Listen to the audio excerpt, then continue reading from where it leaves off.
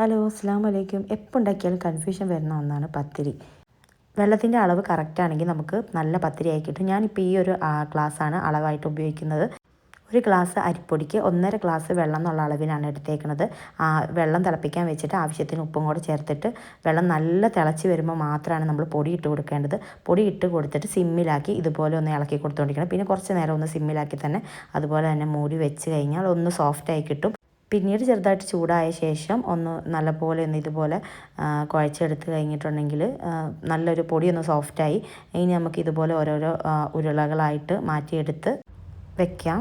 ഇതുപോലെ ബോൾസ് ആക്കുന്ന ടൈമിൽ കയ്യിൽ കുറച്ച് വെളിച്ചെണ്ണ തടവുകയാണെങ്കിൽ കയ്യിലും ഒട്ടാതിരുന്നോളൂ. നമ്മൾ കുഴക്കുന്ന ടൈമിലും കുറച്ച് വെളിച്ചെണ്ണ കയ്യിലൊന്ന് തടവണം. അപ്പോൾ നല്ല ഒന്നും കൂടെ ഒന്ന് സോഫ്റ്റായി കിട്ടും, കുഴയ്ക്കാനും എളുപ്പമായി കിട്ടും.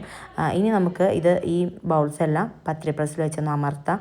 എണ്ണ ഒന്ന് തടവിയ ശേഷം നല്ലപോലെ ഒന്ന് അമർത്തി കൊടുത്തു കഴിഞ്ഞിട്ടുണ്ടെങ്കിൽ പത്തിരി നല്ല വലിയ നൈസായിട്ടുള്ള പത്തിരിയായി മാറും.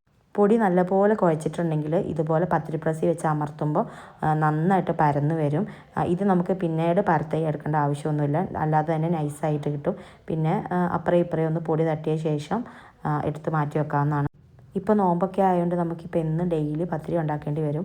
അപ്പോൾ ഇതുപോലെ ആക്കി പരത്തി വെച്ചേക്കുകയാണെങ്കിൽ ഫ്രിഡ്ജിലാക്കി വെച്ചാലും ഒന്നും ആവുകയൊന്നുമില്ല. ഇനി നമ്മൾ ചുടുമ്പോൾ ശ്രദ്ധിക്കേണ്ടത് മെയിനായിട്ട് നല്ലപോലെ പാൻ ചൂടായ ശേഷം മാത്രമേ ഉള്ളൂ നമ്മൾ എന്ത് ചെയ്യുള്ളൂ, പത്തിരി ഓരോന്നായിട്ട് ഇട്ട് കൊടുക്കാൻ പാടുള്ളൂ. പത്തിരി ഇട്ട് കൊടുത്ത ശേഷം അതിലേക്ക് പുക വരും, ഒരു ആവി വരുന്നുണ്ടോ, ഇട്ട് കൊടുത്ത ടൈമിൽ തന്നെ ചെറുതായിട്ടൊരു ആവി വരുമ്പോൾ തന്നെ മറിച്ചിട്ട് കൊടുക്കണം. മറിച്ചിട്ട് കൊടുത്തിട്ട് ആ ഒരു ഭാഗം കുറച്ച് ടൈമൊന്നെടുത്ത് കഴിഞ്ഞിട്ടുണ്ടെങ്കിൽ നമുക്ക് മറിച്ചിടാം. മറിച്ചിടുമ്പോൾ ഇതുപോലെ പത്തിരി ഓരോന്നായിട്ട് നല്ലതായിട്ട് പൊള്ളിച്ച് വരും. നമ്മുടെ പത്തിരിയുടെ കുഴ നന്നായി കഴിഞ്ഞിട്ടുണ്ടെങ്കിൽ പത്തിരി നല്ല പോലെ പൊള്ളിച്ചും വരും. പിന്നെ അതുപോലെ തന്നെ നല്ല നൈസായിട്ടുള്ള പത്തിരി ആയിട്ടും കിട്ടും. പത്തിരിയുടെ വെള്ളത്തിൻ്റെ പൊടി കുഴയ്ക്കാൻ വയ്ക്കുമ്പോൾ അളവ് വെള്ളത്തിൻ്റെ കറക്റ്റായാൽ തന്നെ പത്തിരി നല്ലപോലെ ആവും. പിന്നെ നമ്മുടെ കുഴയുടെയാണ് പത്തിരി റെഡിയായി കിട്ടണത്. ഇനി ഓരോന്നായിട്ട് ചുട്ട് കഴിഞ്ഞിട്ടുണ്ടെങ്കിൽ നമുക്ക് പാത്രത്തിലേക്ക് മാറ്റി ഒന്ന് മൂടി വെച്ച് കഴിഞ്ഞിട്ടുണ്ടെങ്കിൽ പത്തിരി ഒന്നും കൂടി ഒന്ന് സോഫ്റ്റായി കിട്ടുന്നു. ഇതുപോലൊരു പത്തിരി പാൻ ആണെങ്കിൽ നമുക്കൊരു 5 ഇതിൽ പോകും. ഞാനിപ്പോൾ ഒരു 4 വെച്ചിട്ടിട്ടുള്ളൂ. പിന്നെ ഇത് കുറച്ച് വലിപ്പമുള്ള പത്തിരി ആയതുകൊണ്ട് ഇതിലേക്ക് 4 പോകുള്ളൂ.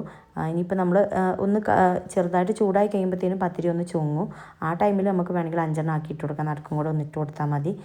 ഇതിപ്പോൾ പത്തിരിയുടെ കുഴയൊക്കെ കറക്റ്റ് പാകമായതുകൊണ്ടാണ് ഇത് നല്ലപോലെ കറക്റ്റ് പൊള്ളിച്ച് വരുന്നത്. ഇപ്പം ഏകദേശം നല്ലൊരു മയമുള്ളൊരു പത്തിരി ആയിട്ടുണ്ട്. നമ്മളിത് ആവി മാറുന്നതനുസരിച്ച് തന്നെ ചിലർ പറയും ഭയങ്കര ഡ്രൈ ആയിട്ട് പോയിട്ടുണ്ടെന്ന്. പക്ഷേ ഇത് നമ്മൾ പിറ്റേ ദിവസമായാലും ഇതുപോലെ തന്നെ നല്ല സോഫ്റ്റായിട്ട് തന്നെ പത്തിരി ഇരിക്കും. നമ്മൾ കുഴയുടെയാണ് പത്തിരി സോഫ്റ്റായി മാറുന്നത്, കണ്ടില്ലേ. ഇതിപ്പോൾ നല്ല നൈസായിട്ടുള്ള പത്തിരിയാണ്, നല്ല സോഫ്റ്റുമാണ്. ഇതിപ്പോൾ നമ്മൾ നാളത്തേക്ക് ഇപ്പം ബാലൻസ് ഉണ്ടെങ്കിലും എടുത്ത് വെച്ചാലും പിറ്റേ ദിവസം ആകുമ്പോഴത്തേനും നാളത്തേക്ക് ഫ്രിഡ്ജിൽ വെച്ചിട്ട് പിറ്റേ ദിവസം ആകുമ്പോഴത്തേനും ഒന്ന് ജസ്റ്റ് പാനിൽ ഇതുപോലെ ഒന്ന് ചൂടാക്കി അങ്ങോട്ടും ഇങ്ങോട്ടും ഒന്ന് മറിച്ചിട്ട് കഴിഞ്ഞിട്ടുണ്ടെങ്കിൽ ഇതുപോലുള്ള നല്ല പത്തിരിയാവും.